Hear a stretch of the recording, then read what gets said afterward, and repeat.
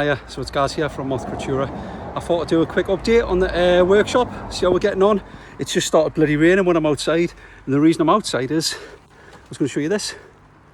Now, that chimney, with the smoke coming out, means one of two things. Either we've got a sauna, or I've got my log burner in, wicked, and it's not the sauna, as much as the missus would be wound up with that.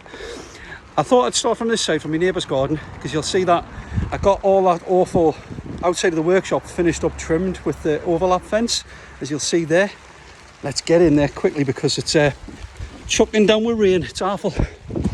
Quick view from outside in the garden before I go in there. You'll see that I got the fence down during this week, dug it all out, and then put a load of like 12-foot telegraph pole things in there, you know, to basically we get high winds around this way, so I wanted to make sure that what I was putting in was going to be solid. So I put them in.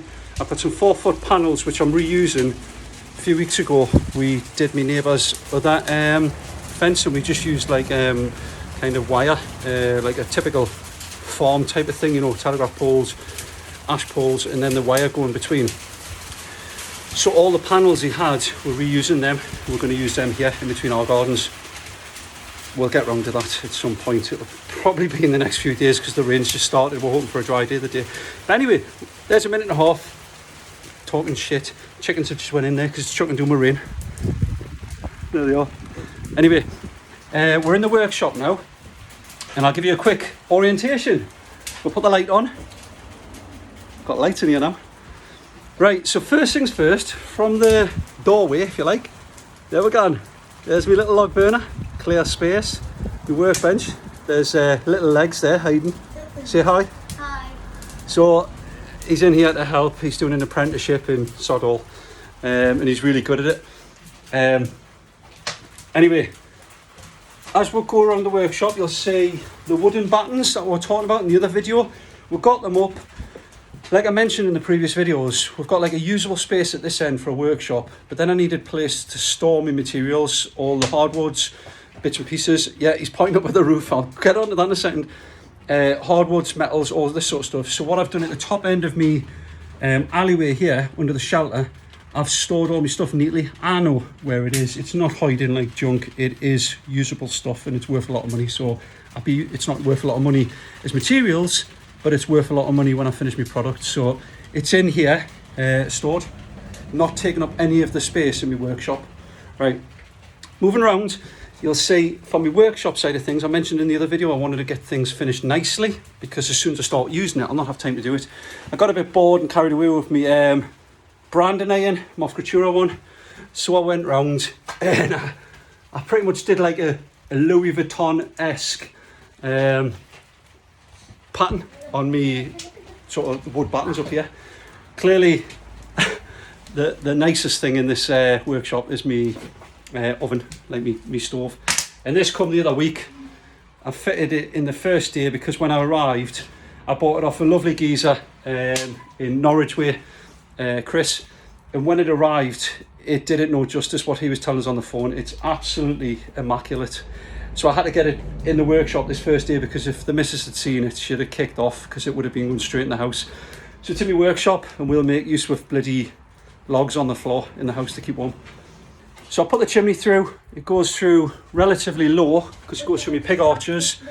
I didn't have any lead flashing, and the shops were all shut, so what I used was that sort of metal tape that you can get, and it's worked really well. It's sealed, seems to have sealed stronger since heat went through it. It's an insulated sort of chimney.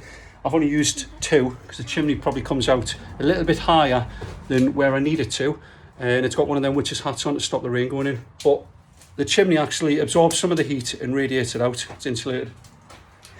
You'll see that, like I mentioned in the other one, we've got that end piece trimmed up.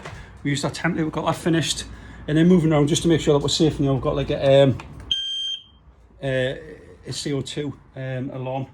Right, as I was finished in here and it started chucking down with rain after I started doing the fence post, that bitumen paint only turned up today, so I can get the last aperture of this roof done probably tomorrow now when the rain's eased off and it's dried out.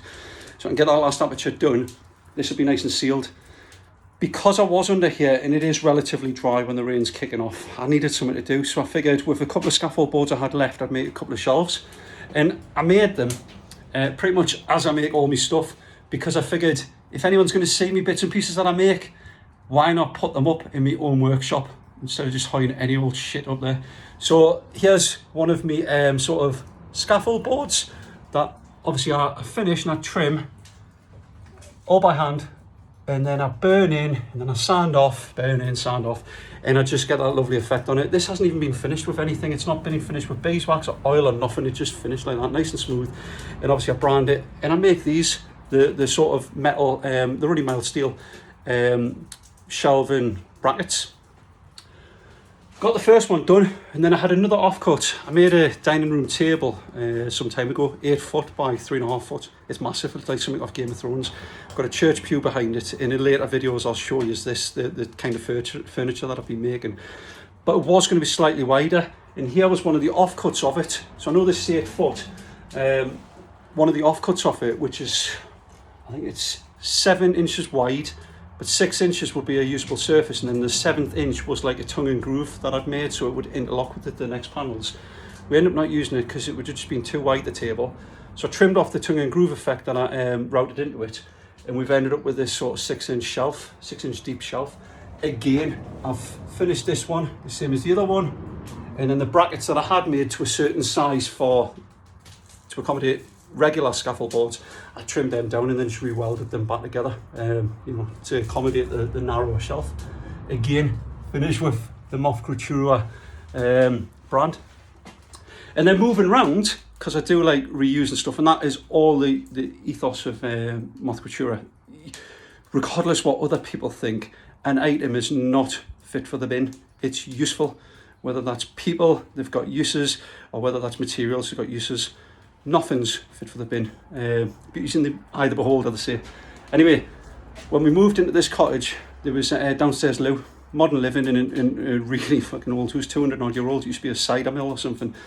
I'll dig into that later on. But the downstairs loo I took out was to make a small utility area for the washer and the dryer. All the pipe work I kept. And then the other week when I was deciding to put power in here, I put a light up first. I haven't put the power sockets in yet, but the lights, I trimmed off all the copper pipes with my grinder. You'll see I've even got the valve there. Like I had to drill through that so I could run the power cable through it. An old 1940s cast toggle switch. I took the capacitor out of the light. I wanted it to be as safe as possible in here, so it takes a while to warm up. The starter's kicking. But anyway, you'll see that the copper pipe goes up to the top there, clearly goes off into the garage to the other fuse box, and then it runs off this way. I had to strip all this down, rebraze it back together. I even put on a radiator bleed valve just so it looked a bit more like there was actual water going through it, and then bent it round up the top. Never bent pipe before. It was tricky and I've screwed up quite a few attempts, but eventually got there. To me fluorescent light. Clearly I've left space there so I can still use these joists to store wood on there, and you'll see Hayden was pointing up there before, but I've got a load of wood stored up on the top there now as well, like hardwoods and what have you. Now my light, last thing to finish off on, all the sort of, you'll see the fencing. I've got a load of fencing down the front. I've got photos of all this work that I did. I didn't video it because I've got no one to video it, and I'm not going to video it myself. I'd rather spend the time making the stuff. You see all the fencing that I've got down here, like pure junkyard walls. I decided I was going to make some sort of fixture for the light, just to protect it. If any wood is up there and it's above my head, if anything falls and hits one of them lights, it's going to shatter and go all over me or the bend. So I thought I'd make this to prevent any wood hitting the light bulbs. So I just cut it out with my angle grinder. I tried to score it and then fold them, but as soon as I did that, it just snapped. It's really, really mild steel, this stuff. So I cut it straight. I went 3 squares by 3 squares, fits nice for this double light. And then I folded it up, and then I just spot welded. Once it was done, I grind back all the, they call it slag and that, don't they? I grind back all the muck, and then I give it a coat of silver paint. So there's my little homage to steampunk out there. But yeah, there's me very usable space. And the last thing Hayden wanted us to mention, if you're in here grafting all day, right, getting rid of your stress and focusing on something, actually it's nice to kick back with the nice oven on and with a beer. What better to do, help you do that, than hoy a couple of loops up here on that side, one on that side, and guess what they're for? For this marvellous thing here. Get this out, clip that on there, pull this out, get off your sod.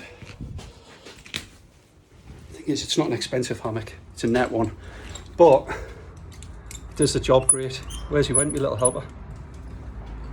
Oh, he's buggered off. But they clip on there great. I wouldn't sleep in it. Well, you could sleep in it, but I wouldn't sleep in it just because it's not taut enough to be comfortable for a long period of time. You'll wake up and you've got no blood left in your feet or something. But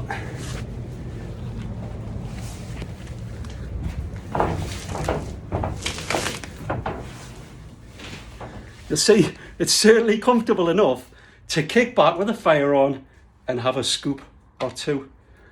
Anyway, that's enough for now. There's like 10 minutes of your life gone.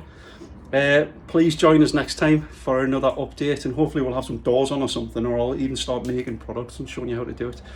Anyway, take care, stay safe, bye.